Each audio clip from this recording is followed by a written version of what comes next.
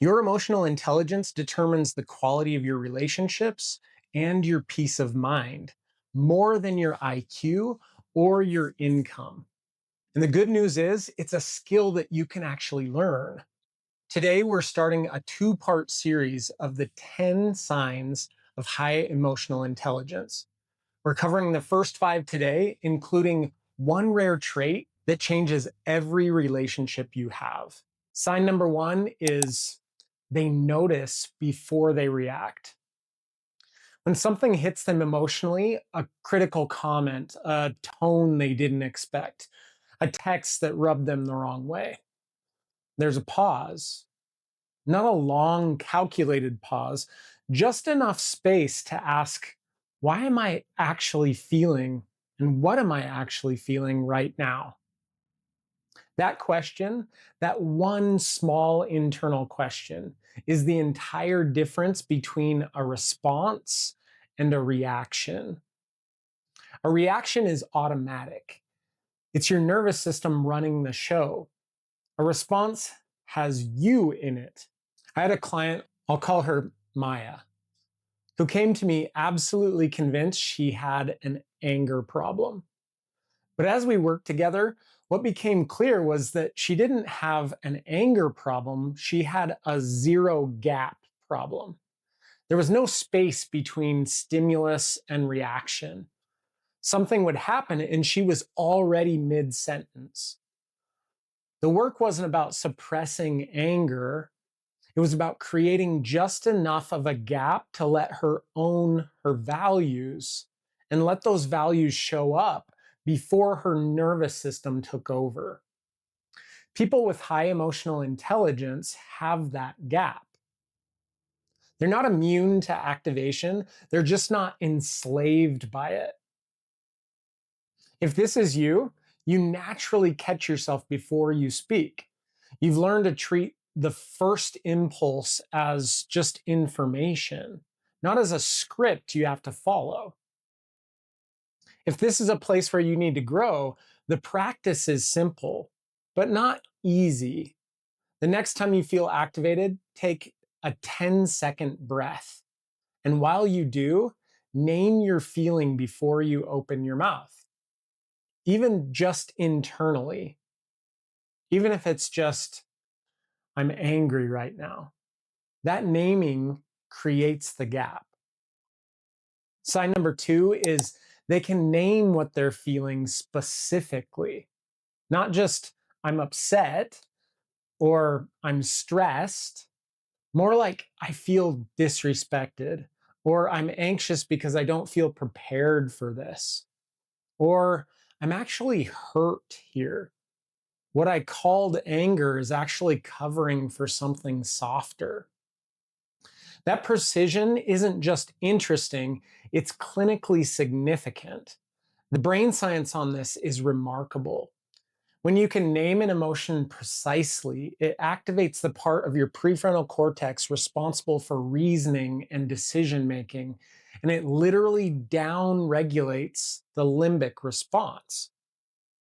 The act of naming it correctly calms the nervous system. But when everything negative gets collapsed into stressed or I'm fine, you lose the map. You can't navigate. Here's the thing about emotional precision that nobody tells you. Different emotions need different things. Embarrassment needs reassurance and perspective. Loneliness needs connection. Grief needs space and a witness. Anxiety needs either information or acceptance. Frustration sometimes needs a plan. If you can't name which one you're in, you end up trying to solve the wrong problem. You stay up late eating ice cream and scrolling when what you actually needed was to call a friend. If this is a place where you need some growth, try this. When something feels off, give yourself 60 seconds to get really specific. Ask, is this fear or sadness? Irritability or disappointment? Shame or guilt?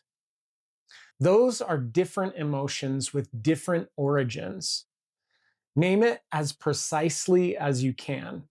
The precision itself is therapeutic. Sign 3 is they don't make their emotions someone else's job. This one is going to land differently for different people. Emotional outsourcing sounds like, you made me feel this way. You need to fix this so I feel better. If you really loved me, you wouldn't do that thing that upset me. Now, I want to be careful here because I'm not saying that other people's behavior doesn't affect us. It absolutely does.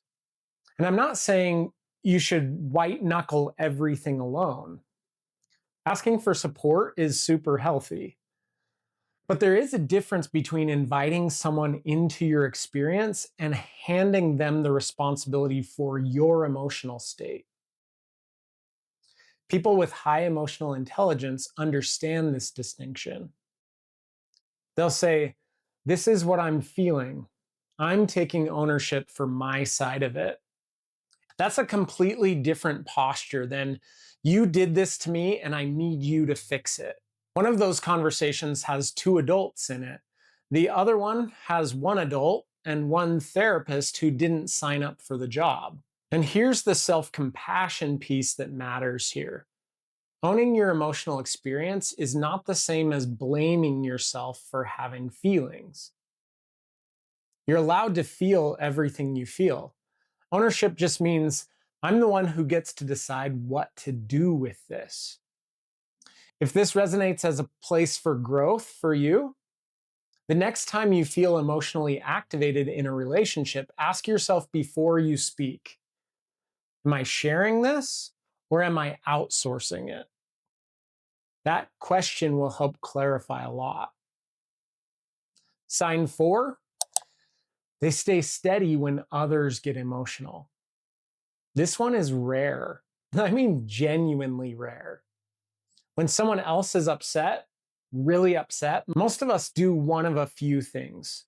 We match their intensity, we escalate, or we get defensive because their distress feels like an accusation. Or we just completely shut down because we don't know what to do and discomfort wins. People with high emotional intelligence do something different. They stay steady, not cold, just steady. They can sit in someone else's emotional storm without becoming the storm themselves. And from that steadiness, they can actually ask, what's really going on with this person? I worked with a couple, I'll call them David and Rachel. Rachel had grown up in a home where emotional intensity meant danger was coming. So the moment David raised his voice even slightly, she was gone, completely shut down. Not because she didn't care, but because her nervous system read his volume as threat. The breakthrough for Rachel wasn't learning to manage David's emotions. It was learning to stay regulated inside herself long enough to recognize that his upset wasn't the same thing as danger. That steadiness changed everything. Because you can't think clearly when you're flooded. And you can't connect with someone who needs you if their distress immediately becomes your distress. If this is you, you've learned that someone else's emotional weather doesn't have to become yours. You can be present without being swept in. If this is an area where you need to grow, work on your own regulation first. You can't give steadiness you don't already have. The practices for this are usually body-based, slow breathing, physical grounding, not cognitive. Do more of that in the moment. Sign 5, they're curious instead of defensive. When someone criticizes a person with high EQ, they don't immediately go to war. They ask a question, even if only internally. Is there any truth to this? Even 5%. Not, is this person completely right? Not, do I agree with everything they said? Just, Is there anything here worth examining? That question, that tiny pivot from defense to curiosity, is what keeps people growing instead of getting stuck. Defensiveness is extremely understandable. When we feel criticized, the brain registers it as threat, the same circuitry that handles physical danger. So the wall goes up, and that's just part of our biology. But the wall that protects you from discomfort also protects you from feedback. And feedback, even imperfectly delivered feedback, is how we evolve and grow. People with high emotional intelligence have learned to hold criticism with a kind of open handed curiosity. They don't have to accept it wholesale, they don't have to agree, but they're willing to look at it. If curiosity is a stretch for you, start with just a 2-second delay before responding to criticism. In that 2 seconds, ask, is there even a grain of truth here?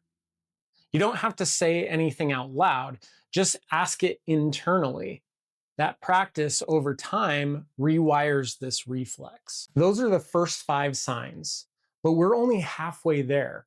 Sign number 6 involves a skill that most people avoid their entire lives: handling uncomfortable conversations without burning the bridge.